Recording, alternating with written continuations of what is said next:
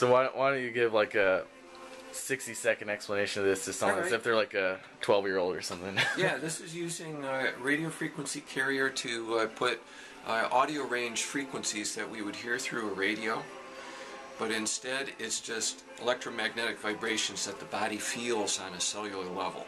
And microbes, they have resonant frequencies that when you hit it with the frequencies of this thing, the bacteria and other things will just explode.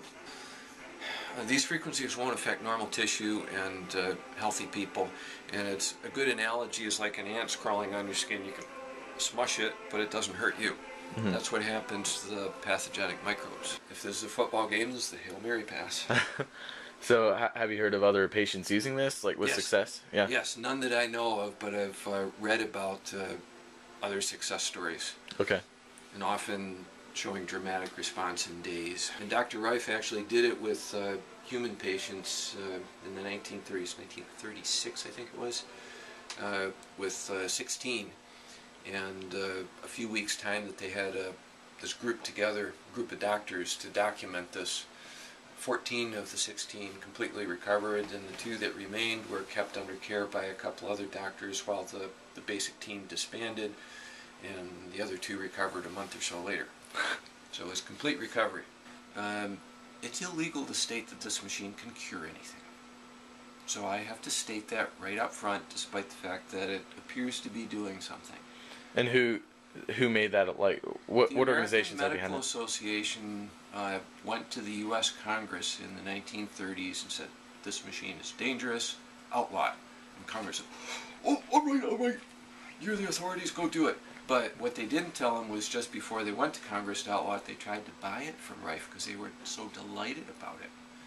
But Rife didn't like the terms of the contract. The AMA wanted the lion's share of the benefits, and Rife says, "No, thank you." And so they got mad, and it was as if they were to say, if we can't have it, nobody's going to have it. Wow. So for 70 years this has been... It's been suppressed because most people just saw the congressional order to outlaw it, saying, "Ooh, this must be nasty." No, it was just all political pressure from the AMA. Wow. That was it. So today, individuals can buy it, but you, like a hospital wouldn't be able to provide it. That's right. The law says that you can't claim this machine can do anything. You can't claim that it cures anything. Mm-hmm. And likewise, you can't charge for the use of the machine. The loophole in the law is people can make this, like this company does, and people like the Kretzmans can buy one. Mm-hmm.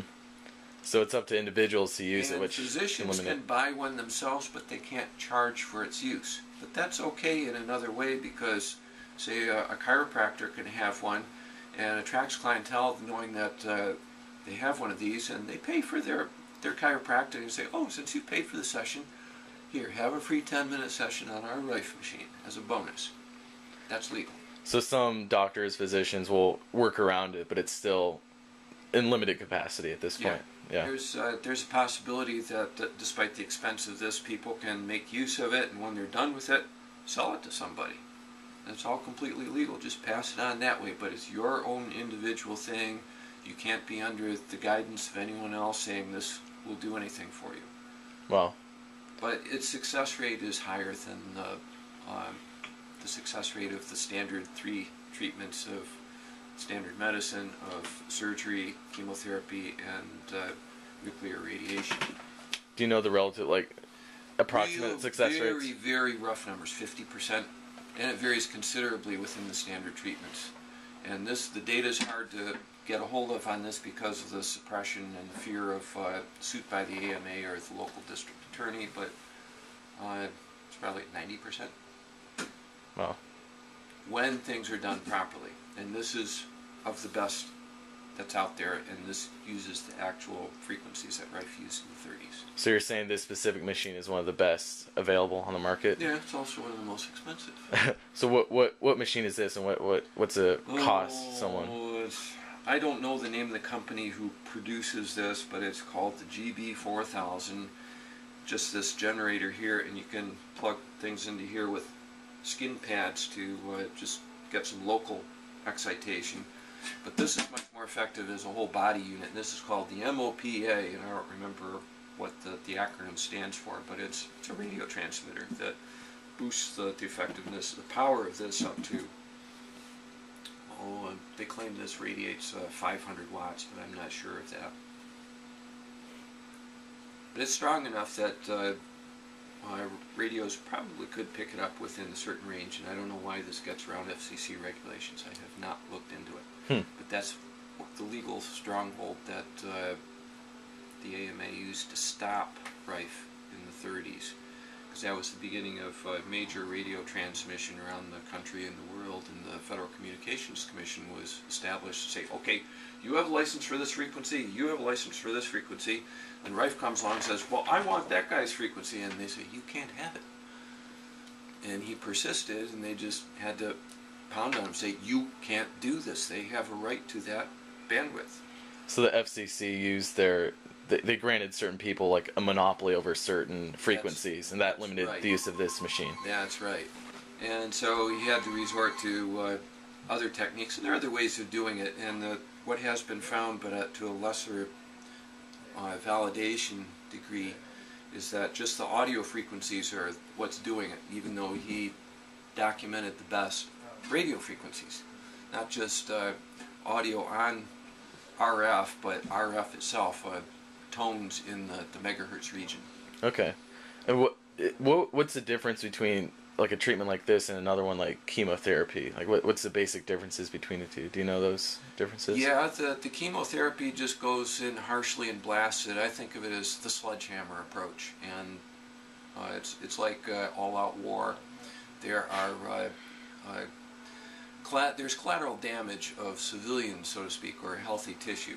Whereas with this doesn't bother any healthy tissue. So it just attacks the cancer tissue. By itself, it's not dangerous radiation. It has no effect on me being healthy or you. And it's just on pathogenic tissue and microbial pathogens, bacteria and viruses and fungi and stuff like that. We still don't know exactly why it works. All we know is how it works. It's a natural resonance, and that just appears to be part of the natural order that Dr. Rife found. And well, other forms of medicine were developing in other directions, and they resented this and just thought it was no good for them, regardless of whether it's good for us. Whereas the oath of Hippocrates when it comes to this, it's not fair the way this is being treated. And it's been happening Do no harm to others, yet this is shown to be effective, and yet it's being blacked. I call that harm. Especially when it's been for 70, 80 years. Yeah. Research continues on it, although it's difficult to get the right clinical work on it to validate it, because you basically have to have biopsies of tissue to say, oh, this is improving. Other than that, it's just, the only other proof is just large statistical evidence, not just one person recovering, but dozens or hundreds, and then doing statistical analysis saying, yes, this is valid. Right. And how many people can do that under the auspices of this being largely illegal? It's tough.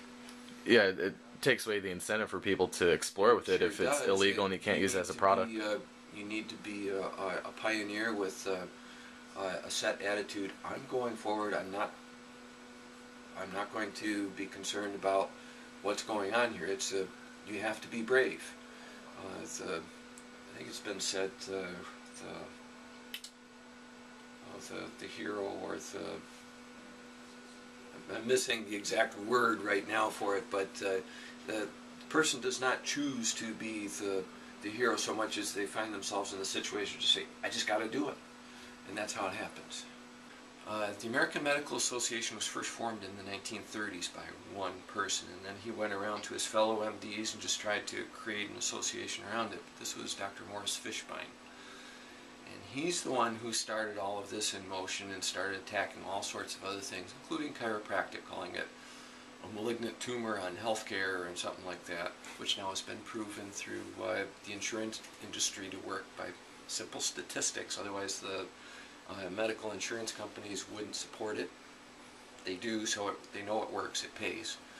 But he was attacking chiropractic and everything else that was different from allopathic medicine in the 1930s. He was just clearing the field, basically going to war. And what happened was that Fishbein, through his, like a sign behind him, American Medical Association, approaching Congress, saying, "Ooh, he says this is dangerous. Maybe we should outlaw this." And that's how it happened. It was not government interference that did this. He just used the weight of government to stop Rife in his tracks. It really was private, personal interests that did him in. Mm-hmm. So he used his own interest with his particular practices, and he used government to limit Rife and this technology. Right. Fishbein was out to only clear the way for allopathic medicine to run everything. Heck with all the competition. That's what he was trying to do, quell competition. We're going to log in today's protocol.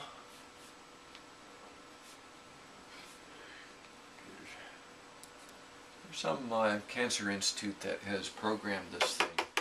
Okay. For protocols A, B, and C. That, well, here's the first page of this here. And this is just how to operate the machine? Yes, and this is just the manual programming code that we have to go through to get the machine to run. There are many, many programs in here, but we have to give key instructions every time to pull them out of memory as to which ones we're using. And that's part of what complicates things. The other thing is that the radio transmitter has to be tuned every single time it's used because the frequencies are critical. You're off by 0.5% of the published figures and it might do nothing. But part of what's being done in these 4 different protocols we're using, today's protocol is a frequency sweep that's going to last 8 hours, run it through the night, just hitting everything in the known range. And if it's not a